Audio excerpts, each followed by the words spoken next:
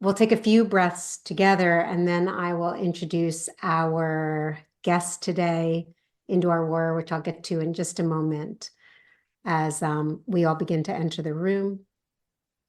And I cannot wait to share this time together, this conversation, which would be lovely to begin with maybe even just 3 mindful breaths, if that's okay with you. Yeah. So let's pause as we enter this space together and take a moment to feel the ground that we're resting on, the earth that holds us all. A moment to feel the breath we share.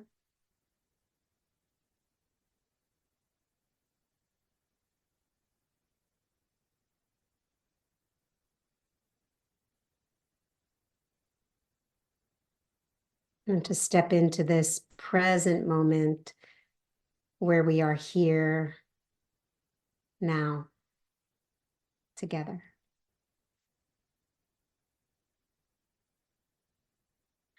And welcome. So I am so excited to share for myself, for you, for all of us, a dear, dear, renowned teacher, student, as she likes to really hold the seat of the student, as well as her mastery in teaching, Indu Arora. And I just want to tell you a few things about her work before we begin in conversation.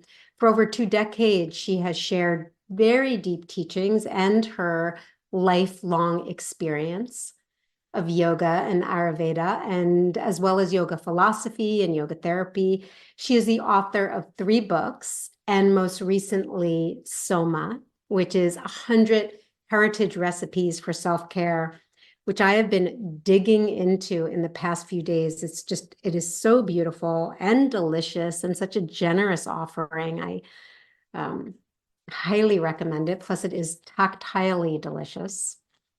She is inspired by the lineages of Kriya Yoga, of Himalayan Yoga, of Kashmir, Shaivism yoga lineages, and I have had the privilege of hosting Indu in Mindful of Rest, the yoga retreat we did last autumn.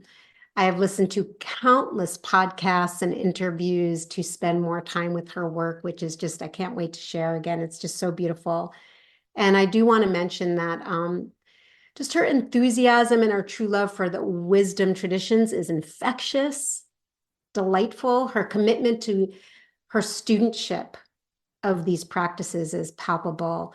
And she's really known as being a master of making ancient teachings accessible for teachers as well as the brand new beginner. And I thank you so much, Indu, for being here to spend time together.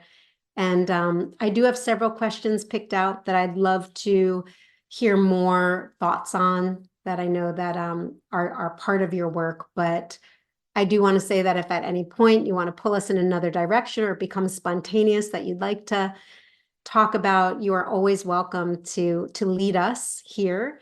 And just before we begin, I might ask you, is there anything you'd like us to know or me to know right now before we sort of launch into a more conversational style?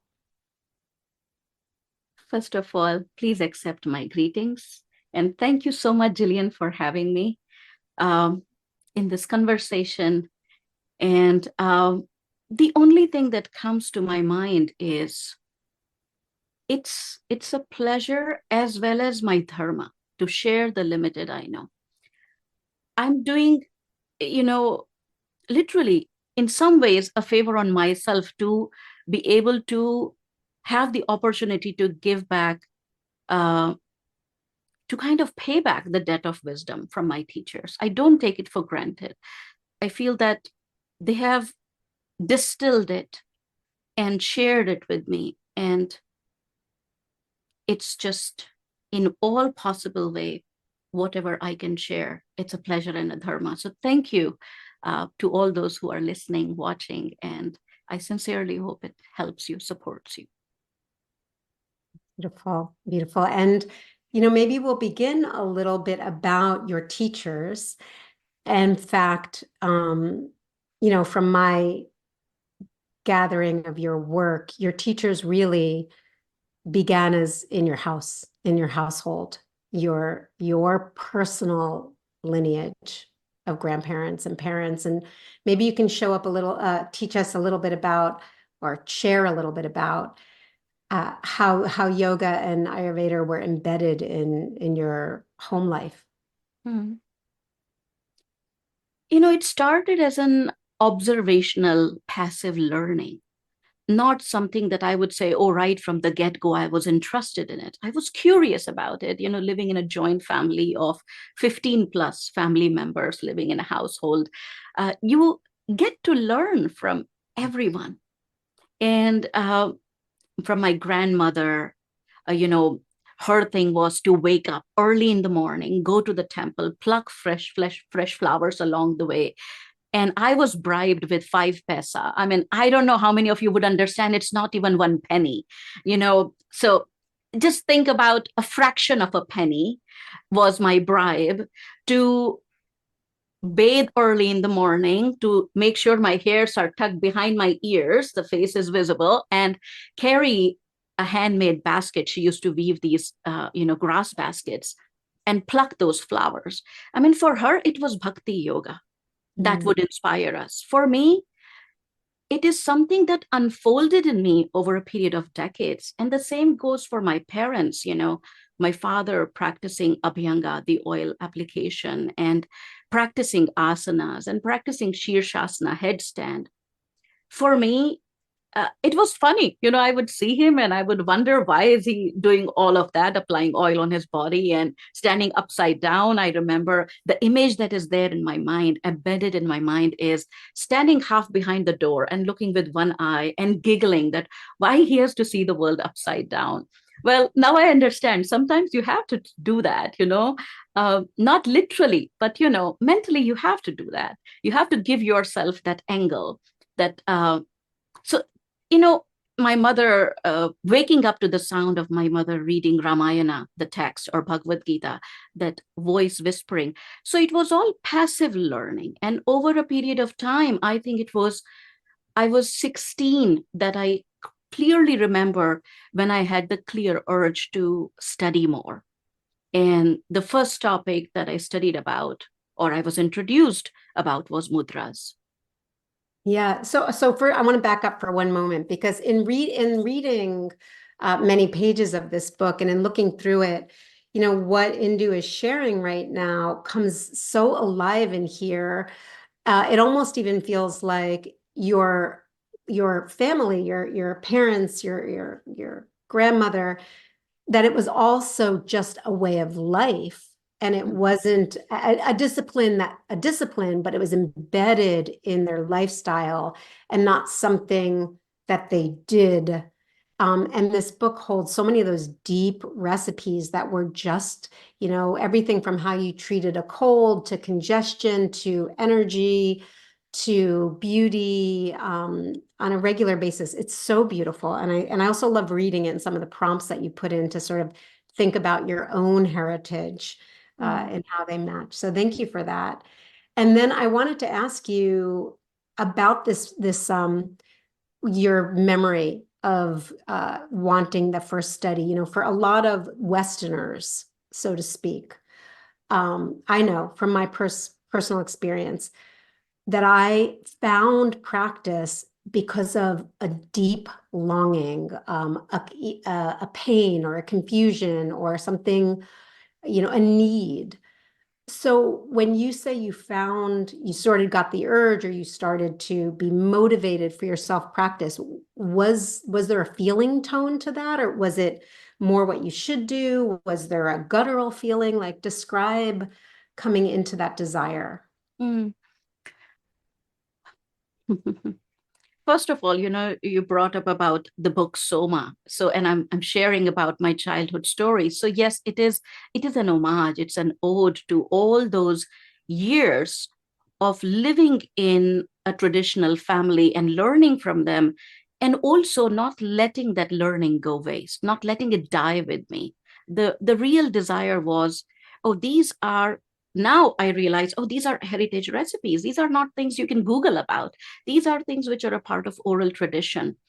So yeah, that's why it's called SOMA, even though there is teachings that I got from my from male yoga teachers, my guru in my life, but I consider them motherly because it is that nurturing, nourishing nature of wisdom that holds you. And coming back to your query, your question about how did I started walking on this path or realize that this is the path. I don't think it happened in one incident, Jillian. It happened. It was like, there was like kind of, something knocks the door. It was like something was knocking from inside. Uh, at the age of 16, when I met the first guru or the first teacher in my life. And at that time, the person that I was and the person that I am were quite different. The way my teacher at that time would describe me was a chatterbox, like, someone. I was academically doing really great in sports, in drama, in everything, I was acing. So, with that sometimes comes a kind of pride or ego, or I am good. And I remember meeting this teacher, and in a room full of people, he would make sure, or this teacher, I wouldn't call the teacher he or she at this point. I would say my guru, my teacher, would make sure that I'm sitting at the backmost seat in the room. And I'm the one, like, if you have to go wash the dishes or bring a glass of water, it was as if my ego, that sense of that I know this, I am this, was crushed to tiniest of the pieces. And at that point, it was, oh my God, it was heartbreaking. It was shattering. It was like, I don't even know what's happening to me. But I'm so thankful to that moment because and thankful to that, somehow that spirit inside that made me think of it as not as something bad that has happened to me, but something which gave me the opportunity to now gather those pieces and remake that. Now that I have opportunity to remake, what are the pieces I would gather? So that was a tiny fraction of, hey, wake up. And then when I met my teacher, whom I went and studied with at the age of 19, 20, and I think it was a coincidence, but it's not a coincidence, some kind of divine intervention brought us together, the teacher that I lived and studied with. And when I got the opportunity to go and study with her, she's 83 now, and she still teaches 7 classes 5 days a week. And I'm talking about, I'm 46 now. So that was 26 years back. And at that time, she was teaching throughout the day, 8 to 9 classes per day, 1 hour each, 5 days a week. And I got this golden opportunity to study from her, to be in every single class. But initially, I did not take it seriously. As I said, it happened slowly, but consistently.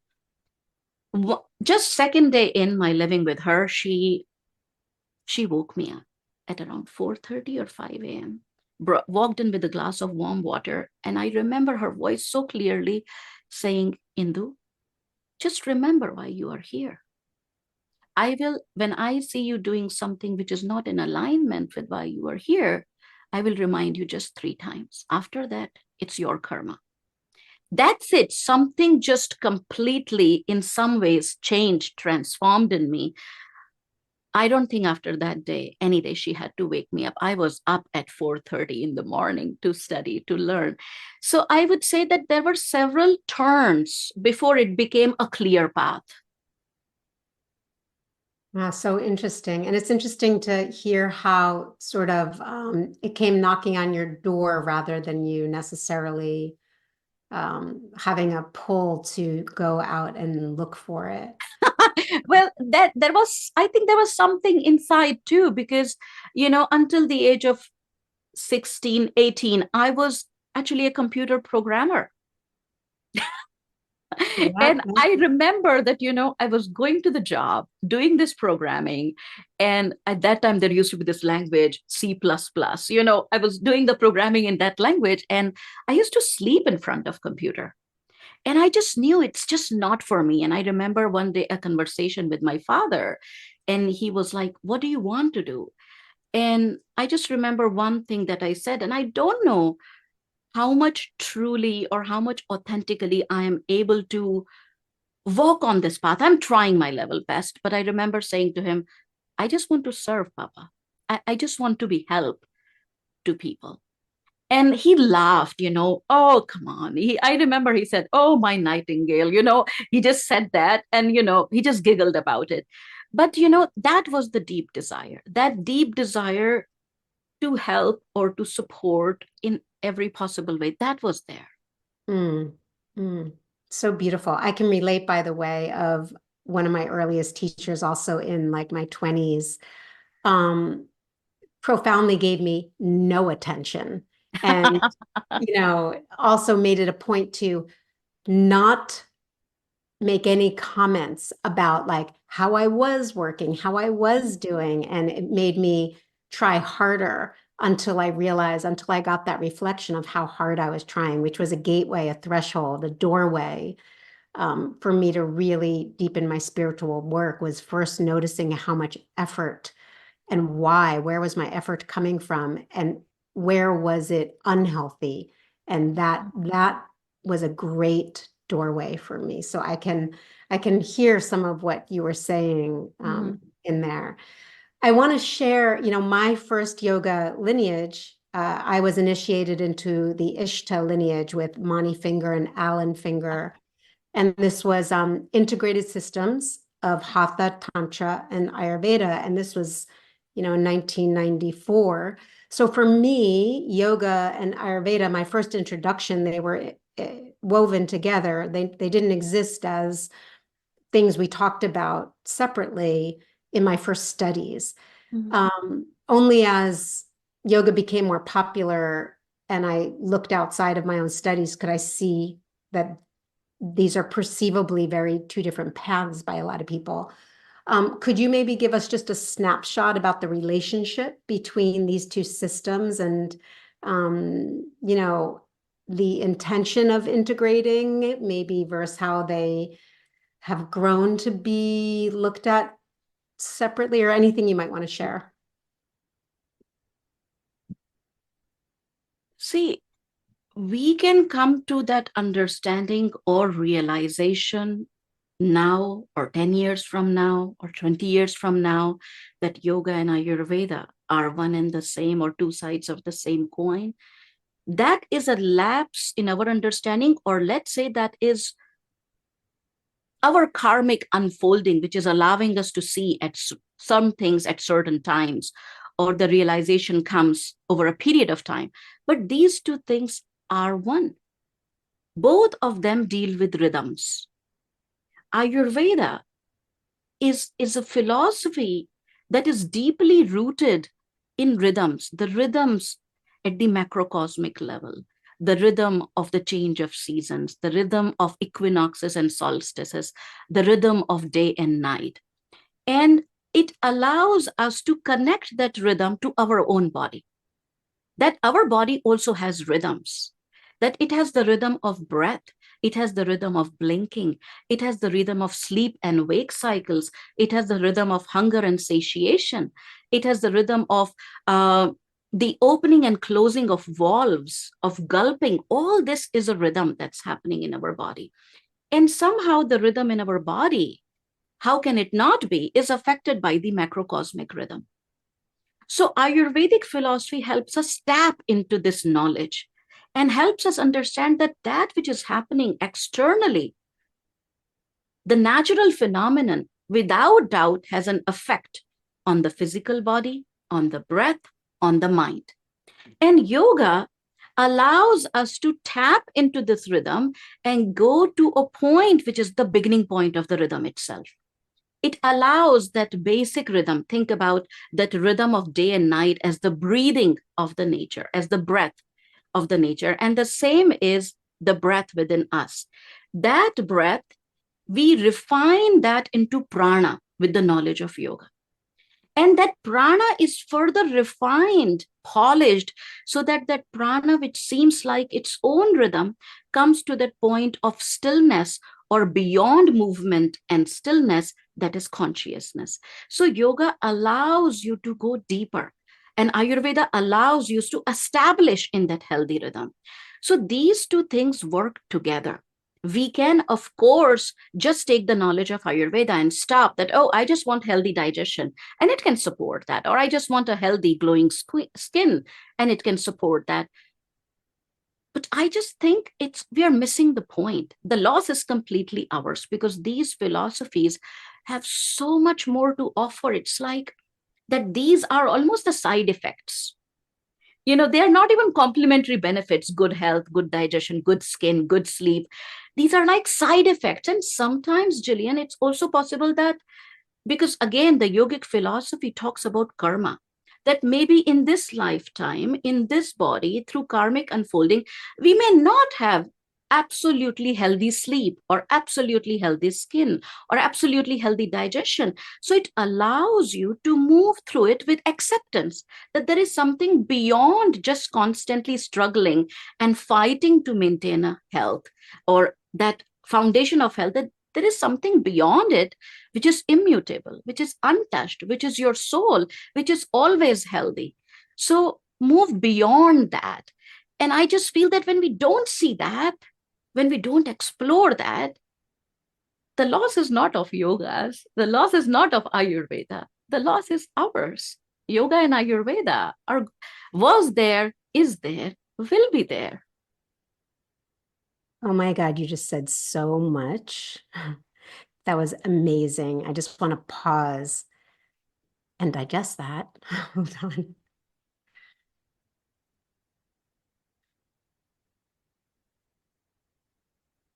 That was brilliant.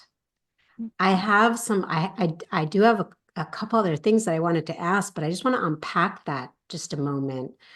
All the way back to rhythms. I have one question about that. And then I want to ask about side effects, and I have one other but let's go back to rhythms for a moment. Because as you were speaking, you were talking about, you started with describing all the internal rhythms that might be biophysical health, whether it's heartbeat or breathing or gulping, and being able to connect with those rhythms and see how the outer rhythms impact us, and work with rhythms to harmonize. But you use this sort of imagery trajectory of going from our personal rhythms to being able to align and harmonize so that we can come to the journey towards the self, capital S, towards using those rhythms as a pathway to harmonizing so that we can experience. Would you then describe the self with a capital S, or Atman? Would you describe that with the language of rhythm as well, or rhythms? See, one is the journey of the soul. Now, I'm sharing with the limited knowledge I have, Jillian. One is the Atman, the individual soul, which along with it has a karmic baggage. So if we keep that wheel of karma in mind, yes. Can you describe karma right there for anybody who might be? So karma, the word karma starts from the verb root kra, the first part, kr. And kra means action. Any action of your thought, the thought that you give attention to, that becomes a karma. Otherwise, we have several thoughts, thousands of thoughts. The moment you give attention to one, that becomes karma. Not good, not bad. It's just an action of paying attention to something. The same is what you say is karma. What you do is karma.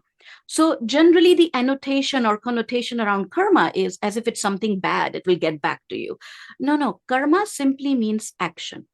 And the theory of karma is whatever your actions are, they have a reaction or a response.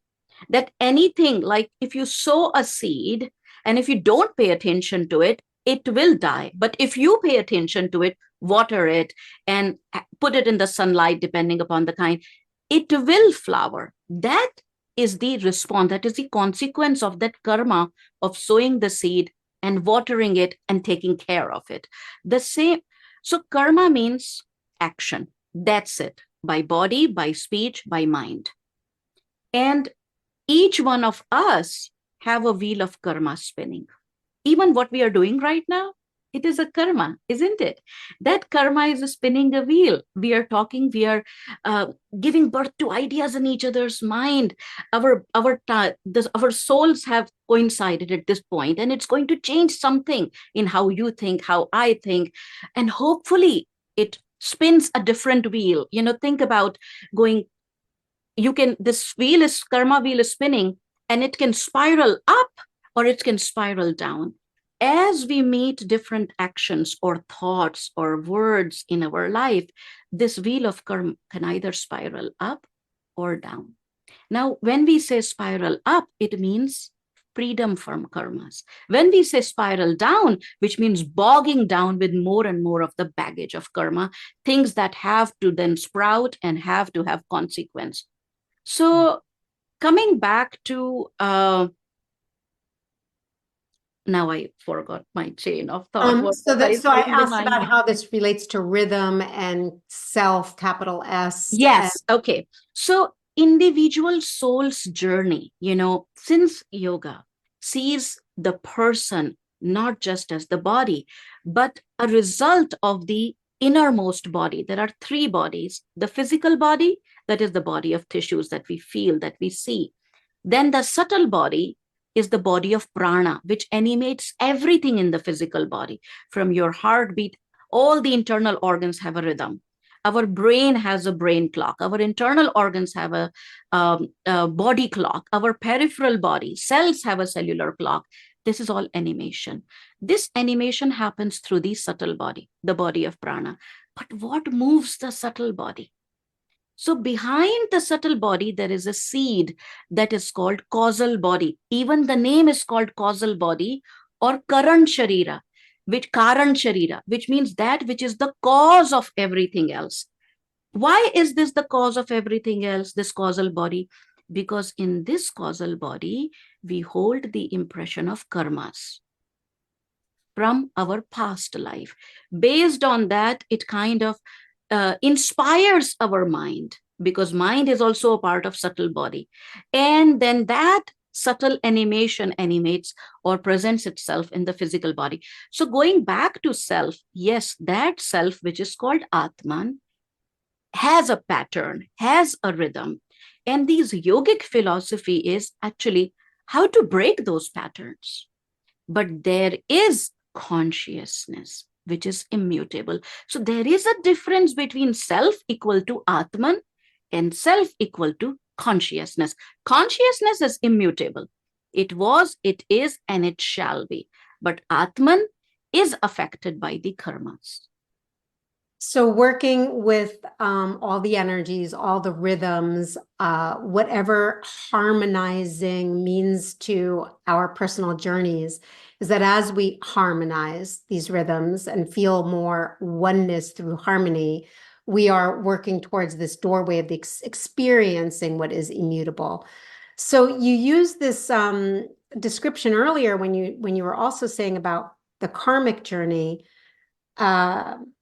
And side effects, which was earlier, like all these side effects we may get. And you talked about, like, so say we're living and we don't have good sleeping patterns, or we have poor skin, or whatever it is, that might be part of our karmic results of whatever it was that we gave energy to that led to poor sleeping or leads to, and that perhaps in this lifetime, if we came in with those karmic seeds that were already part of our journey.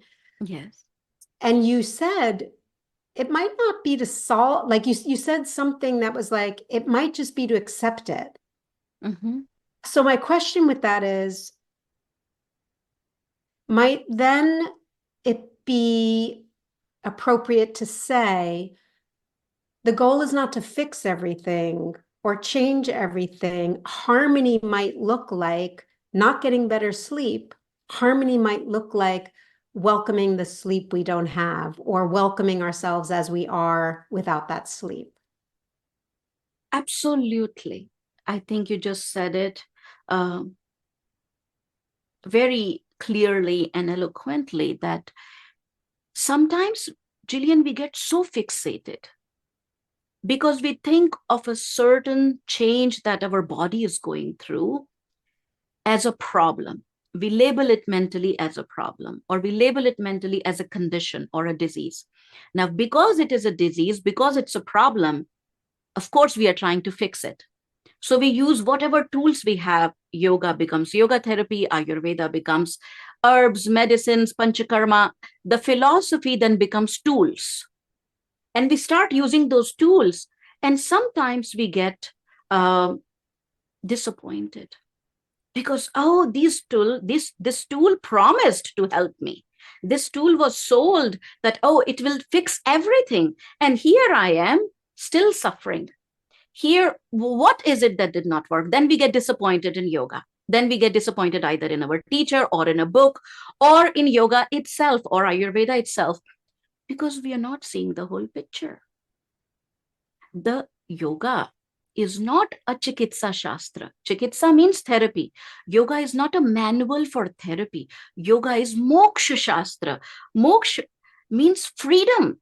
Freedom from what? The word moksha starts from ma, and ma here means mamatva, means attachment, minus. It is freedom from that. It's when we start seeing that, we see that the solution is there. I'm not ready to accept this solution. I'm fighting it because I want to achieve that perfection in health. Does it even exist? And what am I postponing? Okay, I want to achieve perfect health. For what? You want a perfect body, perfect mind, perfect emotional equilibrium. For what?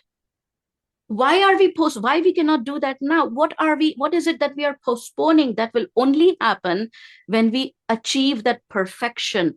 I just feel that I would come back and say the same thing.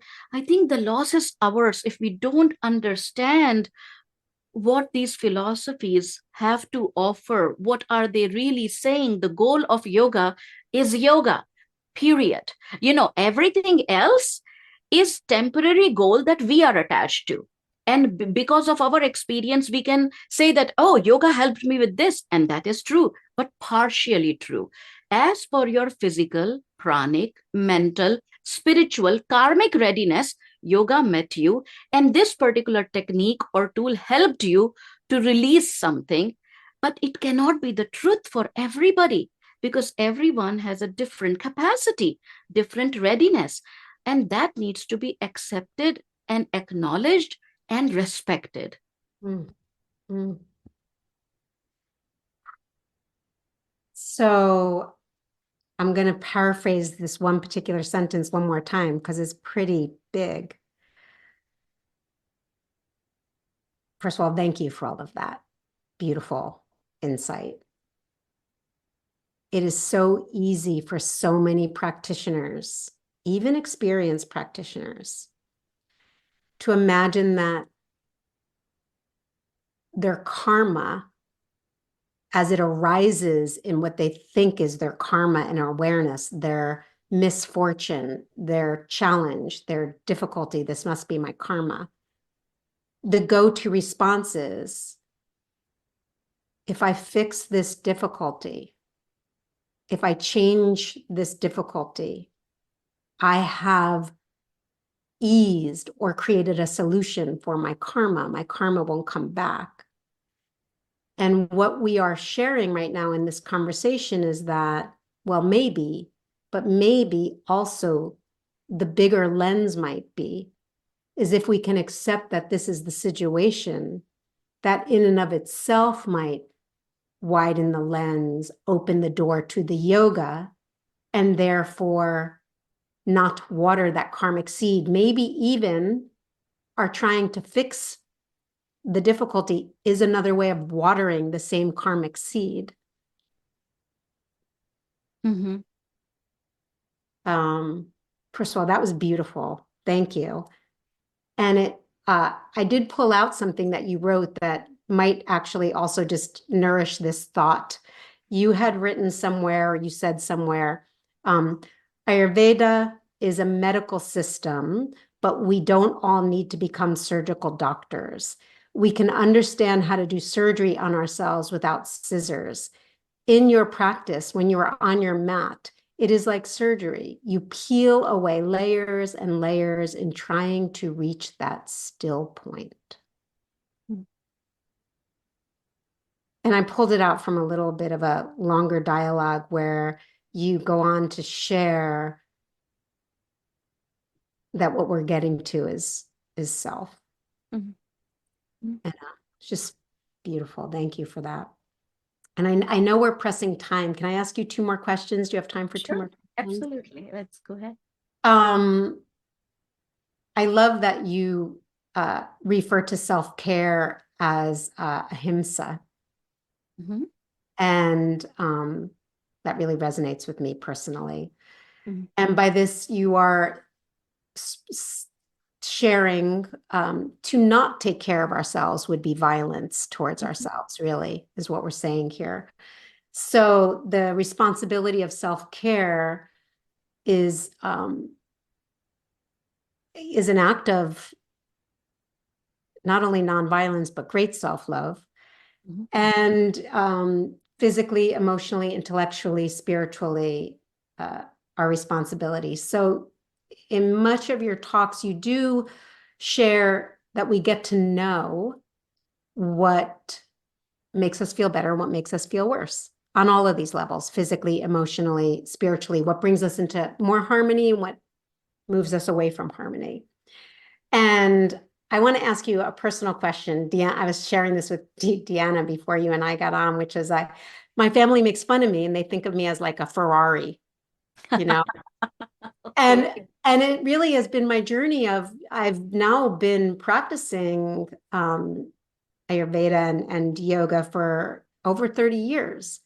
I have an acute awareness of what brings me out of balance. And it's a lot of things that bring me out of balance. I do need to watch everything from what I eat to what I watch on TV, to the movies, to the music, to the temperature, to the environment. And when I don't, my energy is off. I'm more irritable. I'm not as compassionate. I'm not as patient. I'm not as connected to myself or other people. But my family might say I'm not hardy enough. Mm. And so where does this idea come between developing a sensitivity between what really makes us feel our ability to expand without unnecessary protection Mm-hmm. to the world and life and spirit versus those things that make us contracted and feel less and less hardy? Like, how can you talk about these together?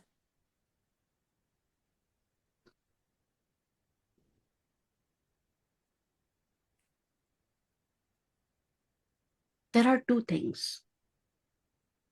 One is the ever-changing self, and the other is the never-changing self. The ever-changing self continues, we develop what we call interoception, proprioception. We learn that, oh, how does my body, my breath, my emotions feel in a certain environment, situation, with food, with a person, and we become sensitive for it. And that sensitivity is so that we can hone into that discernment and make better decisions. That sensitivity in my limited awareness is not so that we can impose on others what is right or what is wrong. That is for us, for our lens. But there are times where we are not just an individual walking through a place. We have family, we have community, we have friends, we have sangha. And our unique experience of discomfort or uneasiness or that which is bringing discomfort to us or disharmony to us may not be the experience of everyone else. For others, it may be harmony. For us, because of our sensitivity, it is disharmony.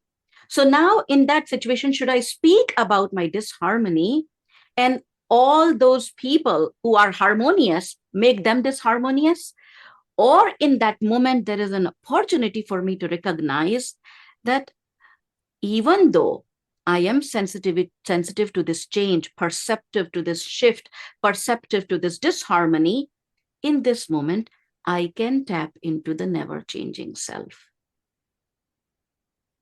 There is still something which is immutable, that is not affected by this external environment. If I can tap into that, all of us are in harmony. I'm not imposing what I have learned, what I have realized to others who may not have this journey, who may not be at the same place in their soul's journey where I am. So I feel it is about, the bottom line is how to maintain harmony and share in a way that is inspirational, not judgmental, not necessarily trying to change the course of someone's life. But in a situation like that, we also become aware that there is that environment, that situation, that person, that food, whatever it is, XYZ, that we are sensitive towards. In that moment, instead of tapping into that, I can tap into never changing self. There is that opportunity of growth for us again in that moment, in that situation. An example is coming to my mind, Jillian. Sometimes we do that asana called Paschimottanasana, forward, touching the toes pose. And not everyone's body is able to or ready to do that. And let's say one of us who's practicing it and the hands are not reaching the toes. In that moment, should I be mad at my body that, oh, why is it not flexible? Should I be mad at the cue that, oh, why there is not alternative cue? Or in that moment, there is also an opportunity for me to say thank you to this limitation by my body, because now my mind can take a U-turn. Instead of the body, it can turn towards a subtle body, because in the subtle body, there is no limitation. Whatever you can imagine, you can look like that in that subtle body. So there is an opportunity to take a U-turn. Be sensitive to those opportunities. So would you say then both are true, in that develop as much awareness as what brings you harmony? Be aware of those sensitivities to bring yourself harmony, and leaning into a hardiness or going to the edges of your discomfort or tolerating maybe more sometimes is equally as important. Yes, there is in Vedic text, there is a value, a quality of a sincere practitioner, which is called titiksha, which means a level of mental resilience. Let's say we are in a room and it's a family in a room and my body temperature says it's hot. I need to change the thermostat. But everyone else is comfortable. And that does not mean that your experience is wrong or their experience is wrong, or who needs to compromise or who is right. In that moment, yoga provides us that wisdom. Have titiksha, have a little bit of mental resilience to go through it. Yeah, beautiful. That's exactly what I was looking for. That's perfect. I love it. Thank you. Well, I know we're towards our end, so I just want to maybe ask if there's any final words that you would like to close with. Anything you might want to share, either about what we talked about, and then we'll share a little bit about your upcoming events and how to get in touch with you after that. But is there any last message maybe you'd like us to know, maybe even regarding true relaxation, how these practices of all support true relaxation? That's a lot of pressure. Yeah, that's a lot of pressure. I know. Forget that was a big question. To say something by the end, which becomes like the bottom line. I know. I'll retract that and say you are going to be teaching in the Restorative Yoga Teacher Training, and that will be at the core of your presentation then. So we'll say to be discussed. Yes, yes. The only thing that comes to my mind, Jillian, is first of all, thanks to you and to your team, Deanna, and all others who are involved in the process, um, for having me, one. And two, I would say to the listeners, to those who are um attending this in the live stream, that please know whatever I'm sharing is with my limited experience. I am just 46, and even in this 46, all my life has not been dedicated to yoga. There is hopefully a lot to come. So my experience is limited, my dear friends. I sincerely hope that whatever you've heard, it is to inspire you, it is to empower you, it's not to doubt you, it's not to compare. I sincerely hope that you benefit from it. Beautiful, beautiful. And thank you. There is so much wisdom in how you share, in what you share, and in the approach you take to being uh, in friendship through the sharing. So thank you for that. And for everybody who's here, thank you so much for joining us. And do you have anything about upcoming courses? I know that you can, Deanna dropped in your website and your book that you can learn more about in the chat. So if you guys would like to learn more about Indu, her website is there and the book is there. And you are also welcome to join Indu just for her workshop in the teacher training. You don't have to participate in the whole training. You can come in just and sign up just for this particular workshop. And also Indu has several trainings and workshops and programs through her website that you can learn about, and through organizations, other trainings that she is a featured guest in as well. Mm. Uh, I mean, thank you so much for posting about all this information.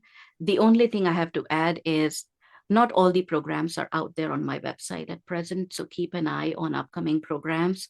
This year, I would say I'm playing the greatest hits of Yog Sadhana, which means that in the last, this is the 25th year of repaying the debt of wisdom to my teacher. So in the last 25 years, whatever are the most loved programs, I'm I'm sharing those this year. So Yog Nidra, Chakras, Marma Point, Essential Ayurveda, Mudras. These are the five main programs that are coming up this year. And we do offer partial scholarships for people who would benefit from it. Um, so if any of these things interest you, just reach out. Okay. Thank you for a wonderful conversation. It was really nourishing for me personally. So thank you. And I know that that will radiate on to so many others.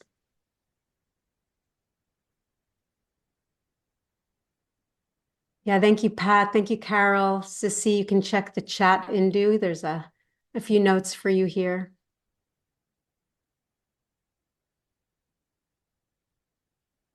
Thank you. Thank you, all of you. All right. And of course, I'm sure you can message Indu directly through her website. Your email is through there. If anyone wants to reach out personally and ask you any other follow-up questions, Indu, is that the way to get in touch? Yes, I would post that email address. It is info@yogsadhana.com, or simply reach out through the website contact form. Okay. Thank you. Thank you so much. Thank you. Okay. Be well. Goodbye, everybody.